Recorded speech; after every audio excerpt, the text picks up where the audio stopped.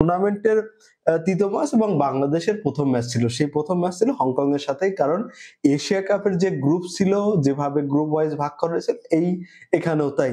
তো বাংলাদেশের এই ম্যাচটা বাংলাদেশ জিতবে হারবে এই বিষয়টা নিয়ে পরে আলোচনা করি। তার আগে আলোচনার মূল বিষয় হচ্ছে যেই হাবিবুর রহমান সোহান আজকে একটা ঐতিহাসিক রেকর্ড করছে এবং পাওয়ার প্লেতে 10টা ছক্কা মারার যে রেকর্ড, সেটা আমার মনে হয় যে একমাত্র হাবিবুর রহমান সোহানের আছে।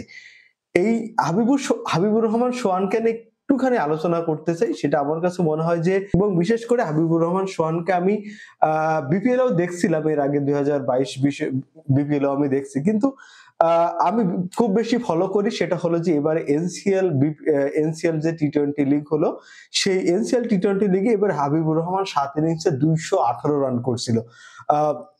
সবচেয়ে বেশি রান ছিল মাহমুদুল হাসান জয়, তারপরে আকবর আলী তো টুর্নামেন্ট সেরা হয়েছিল 9 ইনিংসে 222 রান। কিন্তু চিটাগং এর রাজশাহীর হয়ে সোহান করেছিল 7 ম্যাচে 7 ইনিংসে 218 রান, এভারেজ ছিল 31.14, স্ট্রাইক রেট ছিল 183.19।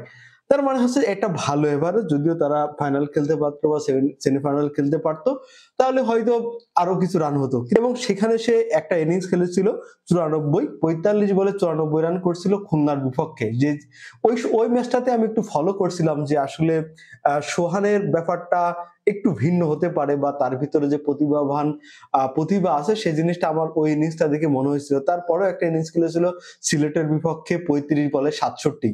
তারপরে ছোটখাটো ইনিংস আছে, কিন্তু ওই এনসিএল টি-20 দুটো ইনিংসটা আমার কাছে বেশি ভালো লেগেছিল এবং যে জিনিসটা আমি দেখেছিলাম, এবং ওই খুলনার সাথে যে ইনিংসটা ছিল 45 বলে 94 রান, আমি ভাবিছিলাম যে হয়তো সে সেঞ্চুরি করবে। যাই হোক, তারপরে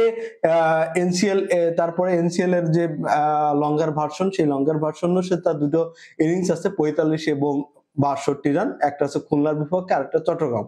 তারপরে এই যে সোহানকে নিয়ে যাওয়া হলো, কোথায় নিয়ে হলো, যে হংকং সিক্সার্সে সে কিন্তু দক্ষিণ আফ্রিকার বিপক্ষে 54 রানে একটা ম্যাচে অপরাজিত ছিল। তারপরে আসলে খুব বেশি ভালো কিছু করতে পারেনি। যাই হোক, হংকং যে সুপার 6 এর যে টুর্নামেন্ট, এটা আসলে ক্রিকেটের মধ্যে ধরা চলে না, কারণ এটা একটা, আমার কাছে মনে হয় এটা একটা ফানি গেম।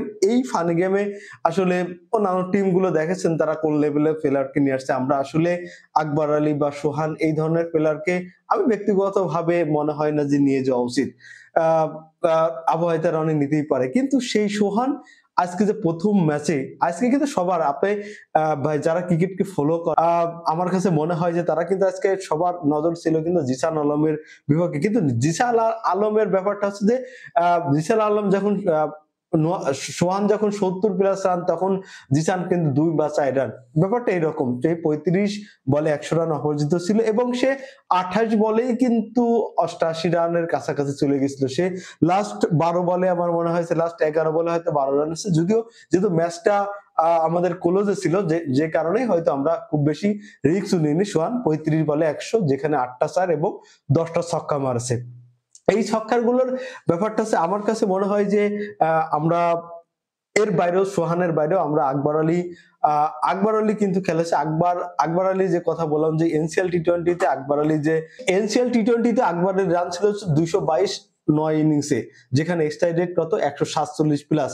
সেখানে আকবর আলীর খুব বড় কোনো ইনিংস ছিল না, দুইটা ইনিংস ছিল হয়তো 40 44 এরকম ইনিংস ছিল। কিন্তু ওই যে লাস্ট মোমেন্টে একটা কামিও ইনিংস এর ব্যাপারটা, সেই জিনিসটা কিন্তু আকবর আলী করে দেখেছে। এবং হংকং 6-এও কিন্তু ভালো ইনিংস ছিল।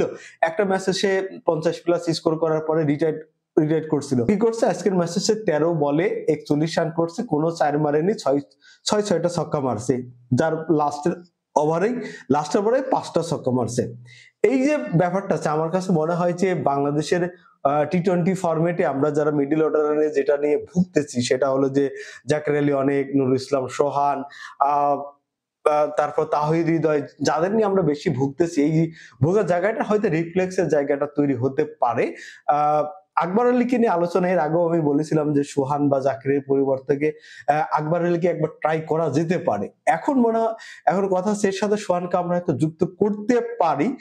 এনসিএল এর যে ইনিংস গুলো আমি দেখছিলাম টি-20 ফরম্যাটে এবং বিপিএল এও সে খেলছে। এখন যদিও একটা ম্যাচ দিয়ে একটা ইনিংস দিয়ে কাউকে বিচার করা ঠিক হবে না, তবে এই ধরনের উইকেটে বা এই ধরনের বাইরের টুর্নামেন্টে বা বাইরের মাঠে খেলার অভ্যস্ত থাকলে সেখানে যদি কেউ রান পায় তাহলে সেটাকে পজিটিভ ধরতেই হবে। কারণ আপনি ঘরের মাঠেতে বা বাংলাদেশের যে পিচ, সেই পিচে একজন ভালো রান করলেই যে তাকে ভালো পজিশন দিতে হবে বা তাকে ম্যাচ খেলাইতে হবে সেটা ব্যাপার না, বা আন্তর্জাতিক ডেবু করাইতে হবে সেটা ব্যাপার না, কিন্তু সোহান কিন্তু সেই জিনিসটা করে দেখাইছে। এবং সবচেয়ে বড় ব্যাপার হলো যে 35 বলে বাংলাদেশের ব্যাটসম্যানরাও সেঞ্চুরি করতে পারে। ইভেন 35 না, সে চাইলে 32-33 বলেই করতে পারতো।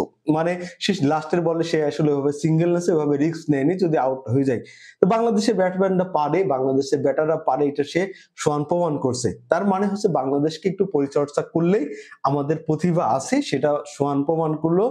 হয়তো সোহান সেভাবে ফোকাস করি, সত্যি কথা হতে আজকে যারাই খেলা দেখেছে তাদের কিন্তু ফোকাস ছিল জিসান আলমের দিকে, যে জিসান আলম হয়তো একটা বড় স্কোর করবে, ম্যাচটা জয় করবে। কিন্তু বাংলাদেশ দেখেন 168 রানের টার্গেটে বাংলাদেশ 170 রান করছে 11 ওভারে। তার মানে বাংলাদেশ যেখানে চিন্তাই করতে পারে না, বাংলাদেশ হয়তো যে খেলা যখন শুরু হয়েছিল তখন হয়তো আপনিও ভেবেছেন বা আমরাও ভেবেছি হয়তো বাংলাদেশ জিতলেও 18-19 ওভারে জিতবে, সেইখানে বাংলাদেশ 9 ওভার হাতে রেখে 170 রান করছে।